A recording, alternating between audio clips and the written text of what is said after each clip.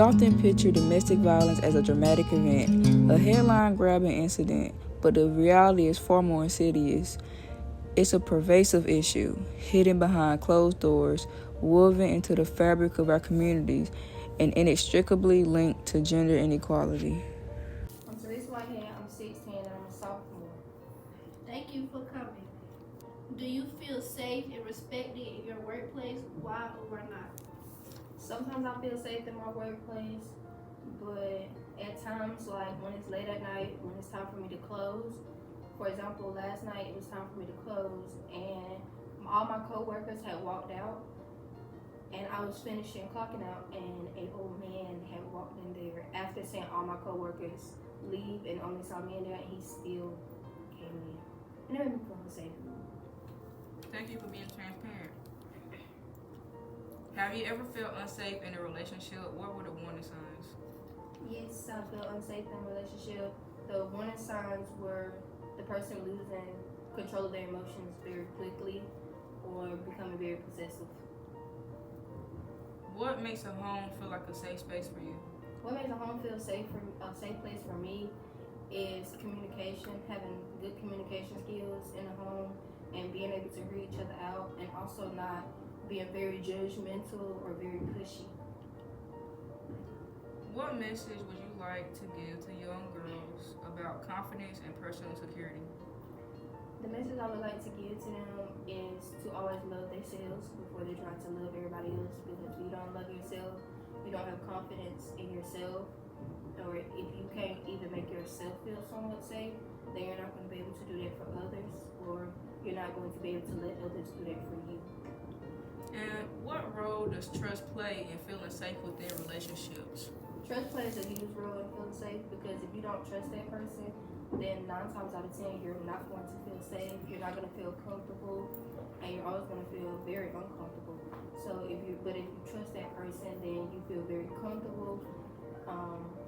You also don't feel like you're unsafe around that person.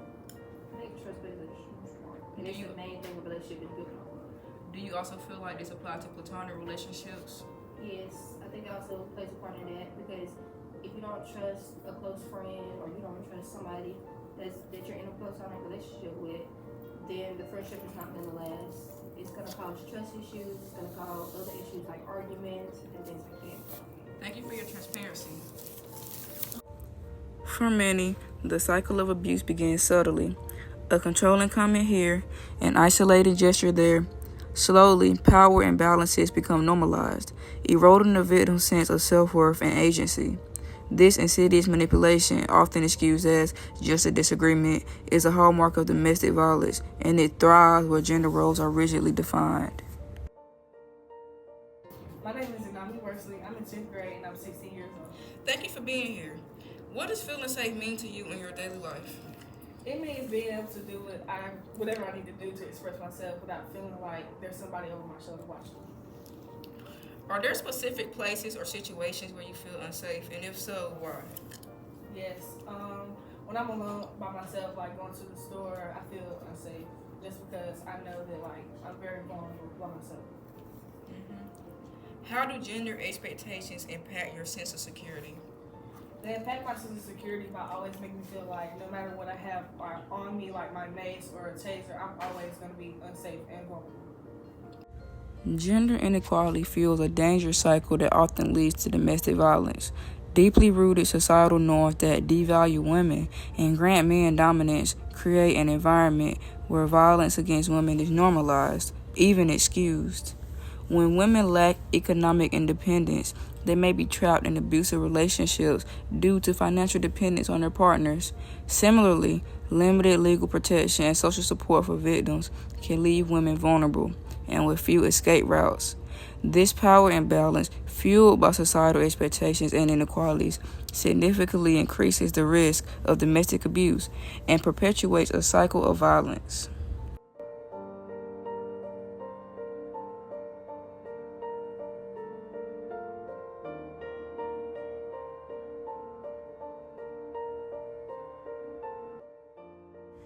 In this documentary, we explore the often unseen reality of domestic violence faced by women in America.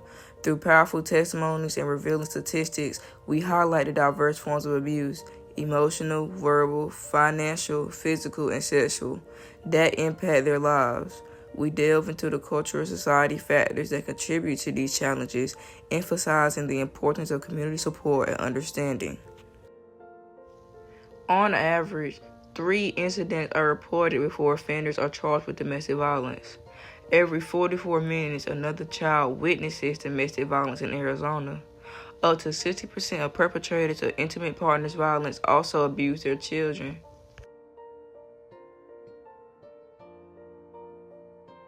Hi, I'm Anna Mungo. I'm in 10th grade and I'm 16 years old. Hi Anna, thank you for being here. Have you ever felt unsafe in a relationship, and what were the warning signs? Yes, I have felt unsafe in a relationship with one of my family members, my uncle. The warning signs probably were that when I would do certain things, he would get very mad easily, or I could just go somewhere and very strict, and also he would kind of just watch me and it felt very uncomfortable, so I had to start telling my mom about it, and after a while we learned some things that we kind of wish we didn't know, and I don't see that uncle anymore. Thank you for your transparency. What role does trust play in feeling safe within relationships? With trust, if I can't trust you, then I can't feel safe with you, because I need to be able to tell you everything if I'm going to be able to feel safe. Right. How do cultural or family expectations influence a woman's ability to seek safety? It influences it a lot. My family is very religious. We have very distinct cultural feelings on things, and certain things that if I went through, I would not want to tell my family, because I feel like they would think something of me or think that I sinned, when really it wasn't my fault and I can't control it. I can understand that. Do you feel that society takes women's safety concerns seriously, and if so, why or why not? I don't feel like they do take it seriously, because the males in my life has always told me that oh, you're overreacting, it's not that serious, just brushing it off, telling me that I don't need to be concerned because it doesn't happen that much. Sometimes even some of the females in my life have said that I'm overreacting when I'm scared, because they don't see the big deal in it. Because that's what they've been conditioned to think. Yeah, it's tough. Yeah.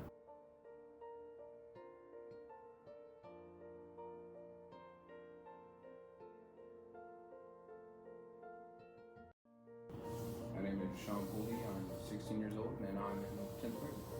Thank you for coming. What message would you give to young boys about healthy relationships and gender equality? I'd probably say treat others how you want to be treated.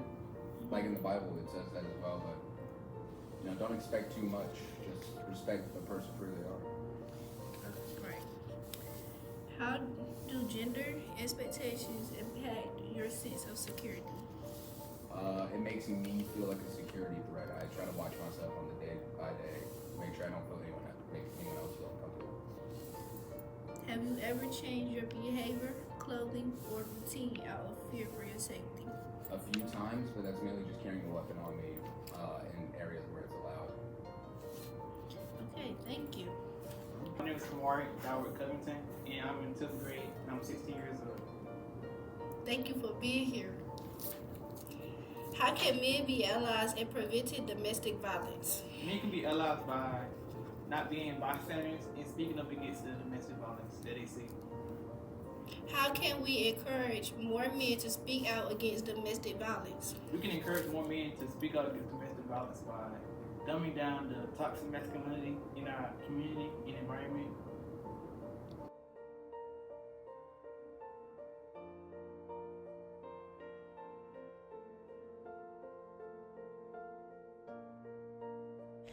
Domestic violence doesn't just affect the person it's happening to, it also affects the people witnessing it, such as children and kids. Domestic violence is a pattern of behaviors used by one partner to maintain power and control over another partner in an intimate relationship. A child seeing that can affect their whole brain chemistry. Boys who witness domestic violence are twice as likely to abuse their own partners and children when they become adults. Females who witness domestic violence are more likely to become victims as adults because that's what they have grown to know. Children who were exposed to violence in the home are 15 times more likely to be physically and or sexually assaulted than the national average.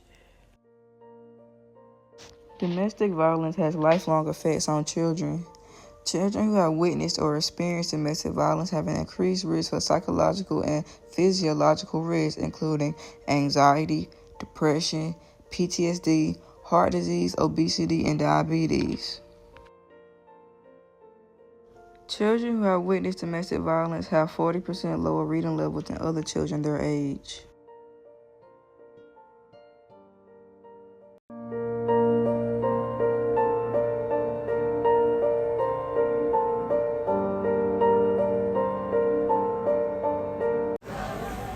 My name is Roxanne Thomas, and my occupation is hospitality manager of a restaurant. Okay, so can you share your story and the impact domestic violence has had on your life? Okay, so I started dating this guy when I was 15 approximately, and we were kind of on and off for the first year, and then when I hit 16 we got real serious. He was actually met him because my cousin was in jail with him. Oh yeah, right. Yeah. And so then we got serious when I turned 16, and then when I turned 18 I moved out of my grandparents' house and I immediately moved in with him. But it started before I moved out. Like it started with verbal and emotional abuse. Like I used to be a really girly girl and like to dress up and wear makeup and get my nails done and get my hair done, and all that comes to a stop. Like I had to come to a stop. So it started pretty early on, and then but the physical abuse didn't start until I moved in with them. So I moved in with them when I turned 18, and I decided that I was going to leave because the verbal abuse was getting too much. So I left and he begged me to come back. So the first night I come back is when it started. We were outside of our home, and he took his hands and cuffed them and slapped both of my ears. So my ears started bleeding, and then from that point on it was like an everyday thing. I couldn't speak to nobody in public. If I ran into someone I knew from school, I wasn't allowed to talk to them or to get a beating. I mean, just as simple as that. I couldn't talk to my family. I had very, very, very little contact with my family. Now my dad didn't like that too much, so he would stop by my house very, very often, and him and my father got into it many, many times over the situation. But until you're ready to leave, you don't leave. And then he broke my jaw, fractured my jaw, broke my wrist, my ankle, my ribs, and my collarbone. And I stayed with him altogether. After the abuse started, I stayed with him for 2 years. Like the physical abuse started, so I was with him for about 4 or 5 years altogether. I left a few times, come back, left a few times, come back, left a few times, come back. And then my brother got killed. And when my brother got killed, he told me I wasn't allowed to go to his funeral because I was going to the funeral to see other people, other men, you know, which was absolutely not true, you know. And so I went. And knowing what the outcome was going to be, I still went because that was my brother. That was my brother. So I went. I came home, and that's actually the night he fractured my jaw and broke my ribs. The night I buried my brother, like on January 5th, 2007. Like, oh my God, I'm so sorry. Oh, it's okay. So then I decided that I didn't want my parents to bury 2 children. to see the hurt of them burying one child, and to know that there was a chance that they would have to bury another, and then my only brother left would have to bury both of his siblings. So I healed up, and he stayed home from work for a while to quote unquote take care of me because I got into a car accident, is what he told people. I didn't even have a car. Right. At the time I was walking Mhm. everywhere. We didn't have a vehicle. Yeah. So I left when I healed up. He finally went back to work, and the day he went back to work, I actually was a manager at a restaurant, Hope Meals, and my first job actually. And the general manager there found me a battered women's place to go to. Mhm. So I went there, and I never went back. Like, after losing my brother, Mhm. I couldn't imagine my parents bearing two children. Right. I'm about to stop the recording right quick. What were the biggest obstacles that you faced in seeking help or leaving? Fear. Mhm. Fear would have had to been the number one biggest obstacle. Fear of what he would do, because there were so many threats that I didn't feel that they were empty threats. Mhm. Especially the fear of him hurting my parents or my family, especially losing my brother. You know, the fear of seeking help, embarrassment. I was very embarrassed to go find help, like, because a lot of people don't get it. They just think, well, It's easy as leaving. well, yeah, why do you leave? Why don't you just leave? But fear has I've told people many times, it's not that you start off in love with these people, but it turns to hate and it turns to fear. You're scared to death to leave, especially if you have children in it, or, you know, he threatened to hurt my nephew. You know, so it would fear and embarrassment would have to be the two. Okay.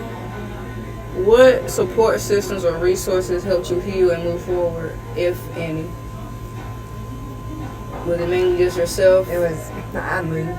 Mhm. I moved 4 hours from home. So I actually didn't start getting support until here recently. I started, you know, attending like meetings and stuff for like survivors of domestic violence. Mhm. But that's just been recently. So until then, it's just been me. Mhm. What message do you have for others for others who have experienced domestic violence? It's not your fault. I would say, leave, but that's easier said than done. Now I know there are many places and many people that would help you get out of this situation. And go to the cops. Like, I never one time went to the police. I never one time called the police. But once he starts getting that record of the domestic violence, you know, he will eventually go to jail, you know, eventually. And just seek help.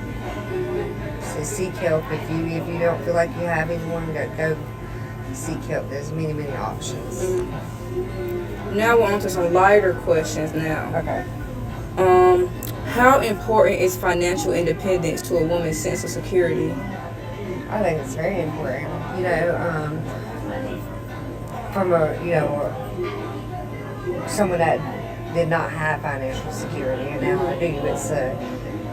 It's hard to get there, but once you're there, it Feels good. feels real good. It feels you feel really proud.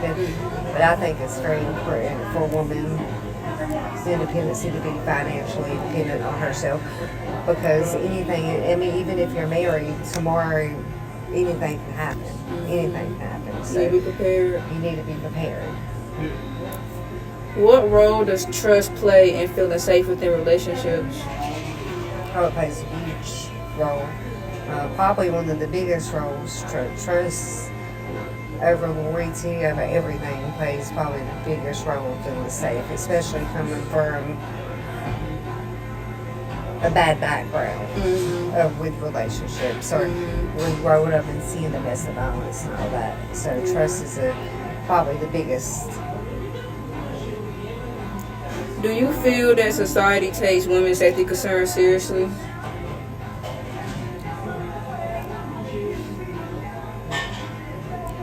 Not in some cases. Just for example, being a manager of a restaurant, I have, not at this restaurant, but at other ones, I went to my boss about like teenage girls feeling unsafe, or grown women feeling, unsafe because men are making sexual remarks to them, like it's just pushed under the rug. Or maybe you're overreacting, or maybe you shouldn't wear tight pants. Oh, or, yeah. That's a big one. Okay, this is my final question. What message would you give to young girls about confidence and personal safety and security? Confidence is hard to find, but it is within yourself, and you can find it, believe it or not, just by believing in yourself. It's nice to have people believe in you, but at the end of the day, you got 5,000 people that believe in you, but until you believe in yourself, your confidence, your self-esteem is going nowhere. Right. And what was the other one? Personal security. The same thing. That also plays with confidence, I think. Personal security. You got to believe in yourself. Yes, ma'am. And then what else? That's it. That's it. Okay, do you give consent for me to publish this? I do. Okay, would you like your name to be bleeped or blocked out? No, I'm fine. Okay. Thank you so much for being interviewed. You're welcome. Brianna Hurd. I am a licensed professional counselor here in Texas, in Houston specifically, and I wanted to do clinical therapy for the longest time. Like I mentioned right before this, was because I was that strong friend in high school. It was easy to be a helpful person. I was the friend that everyone told their drama to. So I loved to help and be supportive.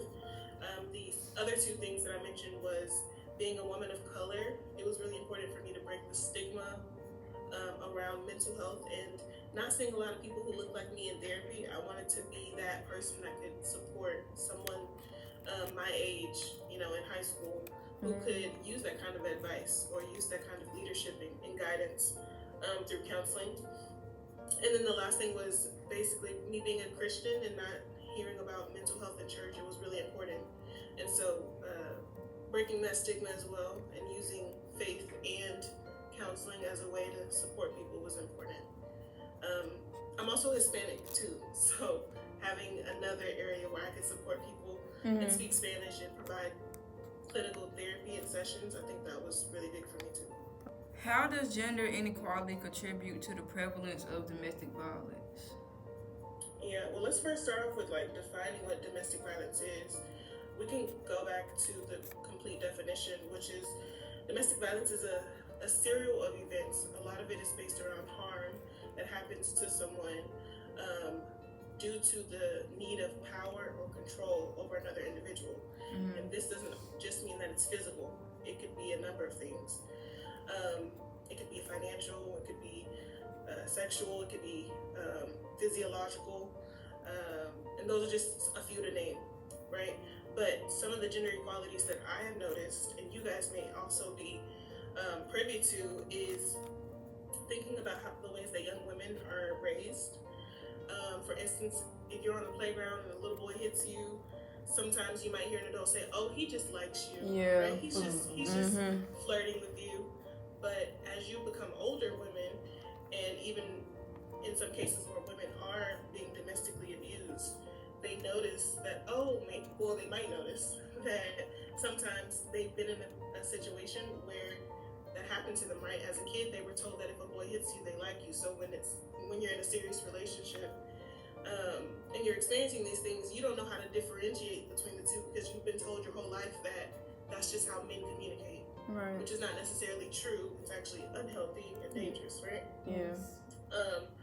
Another way is that men typically are more represented in in the what would I say? How do I say this? The more powerful areas of like employment. So politically, in schools, they're predominantly more like men who are in leadership, should I say. In the church institutions, there are more predominantly men that are there. And so in these ways, where women are not represented, it is often easy to have this norm that men are powerful, they're more stronger, they're more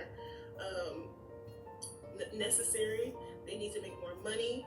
And so when there are women who are experiencing abuse, they can also not be in the best financial situation or the best position at all to defend themselves, because they're not in these places where they're told that they're a leader, that they're given the opportunity to be as powerful and as dynamic as men are, if that makes sense. Right? So those are a couple of other ways. What are some common misconceptions that you think about domestic violence, or that the world generally thinks? Now they did say this earlier, but I want to go back to it, that it's just easy if you leave.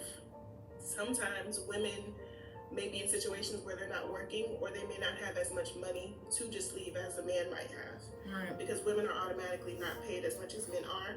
Sometimes their finances may be a little bit more, like there may be less access to financial resources to just go find another place to live. Or they may be a single mother and they may not have the ability to do that because they're also caring for their children. So some misconceptions could be that it's easy to leave, and oftentimes they're being threatened that if you do try to leave, then they'll be killed, unfortunately, and that takes place often, right? Another misconception I would say is that men aren't abused, when in fact 1 in 9 men actually experience domestic abuse as well, and society does not see that, or we don't emphasize it as much, because 1 in 4 women are often abused in this country. And so I think there's less attention on men than there are women in these cases. Yeah, those are a few. How do you think communities can better support survivors or prevent abuse from happening in the first place? Yeah, so I definitely think that we as a society should start teaching kids at a young age, like in elementary and in middle school, having those conversations in class. You know, the first time that a little girl is hit on the playground, letting her know that that is not okay. You're not supposed to be hit. You know, not just, oh, he likes you, or he's just doing this for X, Y, and Z, but starting education soon at that point, so that way you're growing up knowing that if I have a crush on a woman or a young lady, then I can go up to her and speak to her rather than put my hands on her.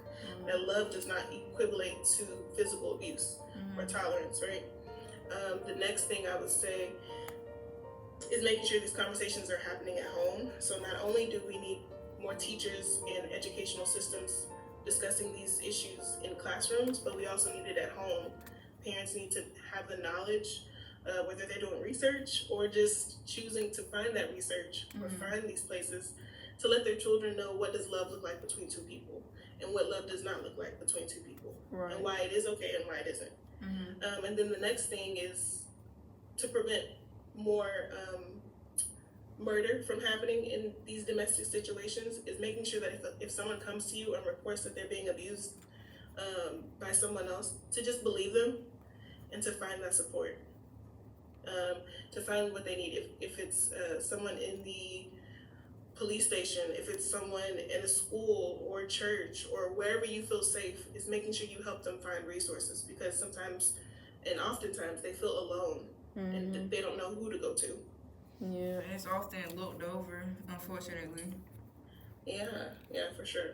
And you kind of touched on this a little bit, but what role do you think traditional masculinity and gender norms play in domestic violence?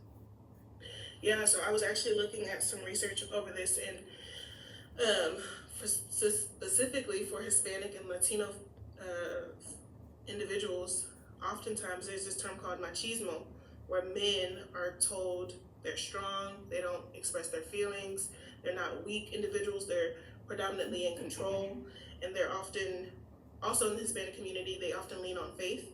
And so that prevents a lot of the women and and or men from going to report domestic abuse. In the Black and brown communities, I think the same thing. We don't call them machismo, but we often ostracize men who want to express themselves, who seek support.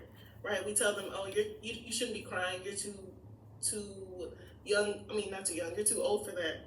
You don't need to cry. That makes you look weak." We laugh at them, right? And so that could also prevent them from wanting to report it, as well as Black people not trusting in the police, because we've seen so much brutality and inequality amongst people who look like us in the news and social media. Sometimes it's like, we don't want to go to the police. Right. They can't help us. Mhm. They don't know how to help us, right?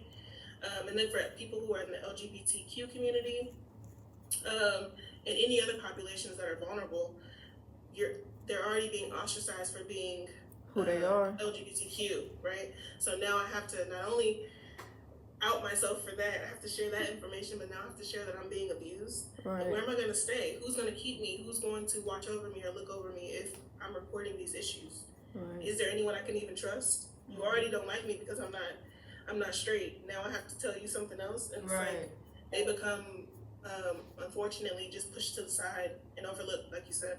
Yeah. What changes do you think need to happen in workplaces to ensure women's safety?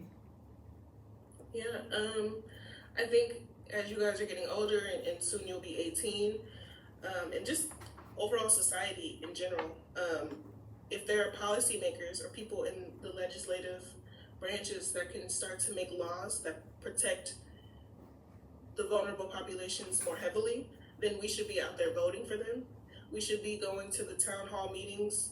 I think it's called something else, but town hall meetings where you can go and meet with those political representatives in your city or your town and request and or demand for changes to be made, right? Because we do have protective orders that we can take, like restraint orders that we can use against someone who's harming us, but sometimes the police, they may check on that issue one time and then they may not follow back up with that person. And so having laws in place that are stronger and more strict for these individuals who are experiencing abuse can be helpful. I was going to say there was another one. Making sure that we have more domestic abuse shelters that are available. Those get packed pretty quickly. And in rural areas where there's mostly, a lack of development, there's not many facilities there. We need more places like that could really do some help. I could go on, but I'm gonna stop right there. This question is a tad bit personal, but what makes a home feel like a safe space for you? What makes a home feel like a safe space for me?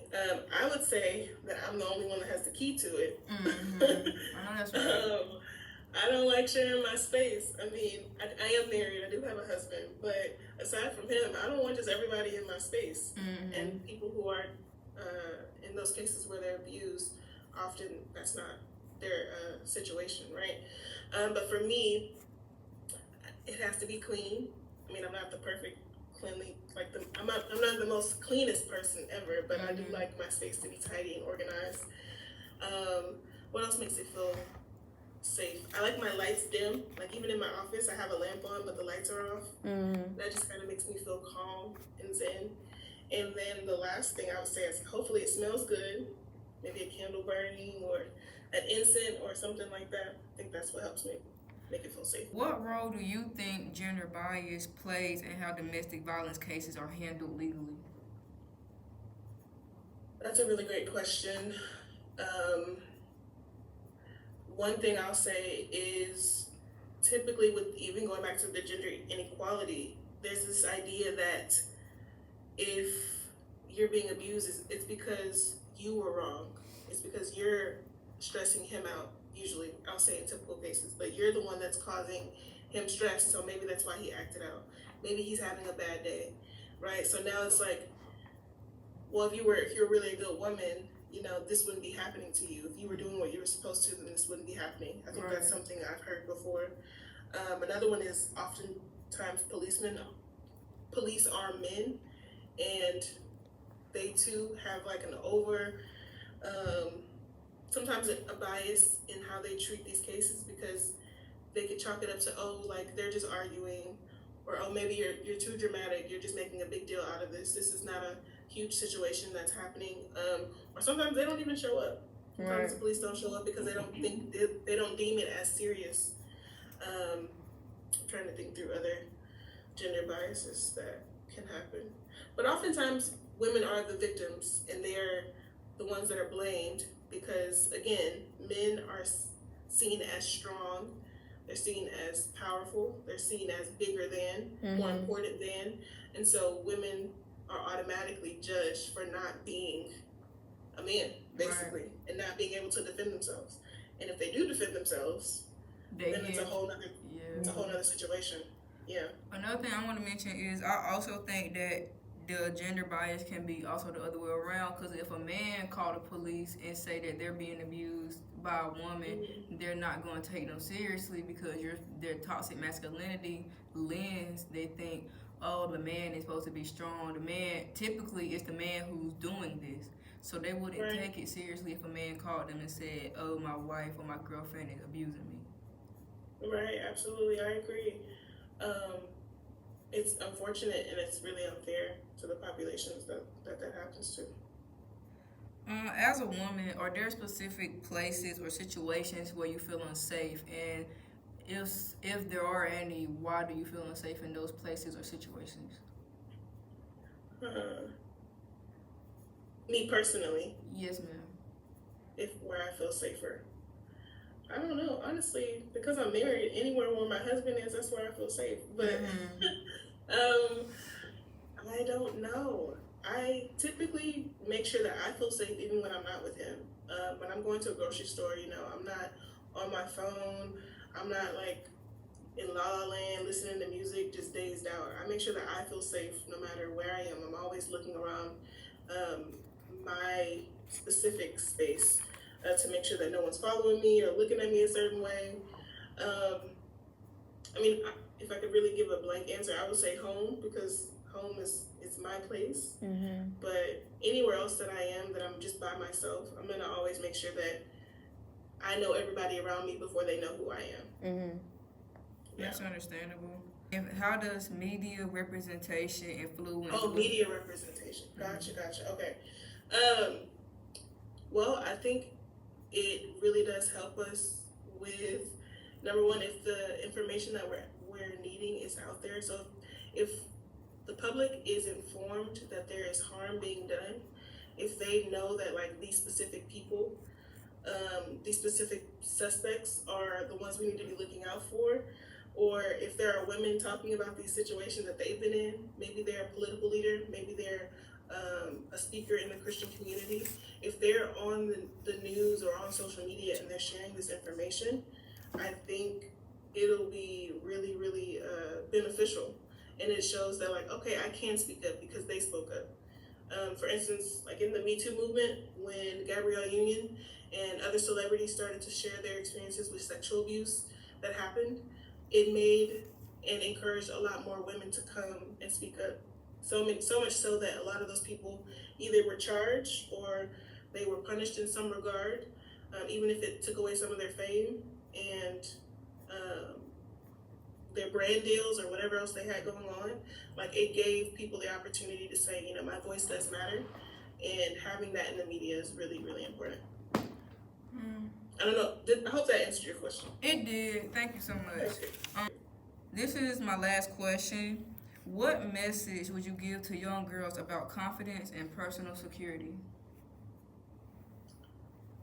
God, in my belief, God made only one of you.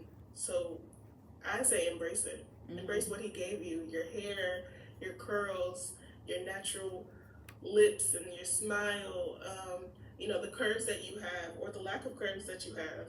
You're going to grow into a woman soon, and all of the features and things that you may be wanting now, they're coming. But embrace who you are now, because there are people who you don't even know are inspired by you, who look up to you, who are looking on your social media and seeing what you're going to do next because of how much you impact their life in a positive way. So be that, do that, because you never know whose life you could be changing just by being the authentic version of you. Thank you so much for that, and I appreciate you doing this interview with us and taking the time out of your day to do it. Do you ever get stressed out about your job? Like, do you ever feel overwhelmed when you need to take a break, or does you just like know how to cope with it and flow through it? Absolutely, to both. So, as you begin to practice, no matter what profession you ladies are pursuing, as hard as it may sound, or as easy as it may sound, do not let any job stress you out. There are always other opportunities that are coming. You are not bound by one profession or one job, and you do not have to stay anywhere where you feel overwhelmed, burnt out, and unappreciated.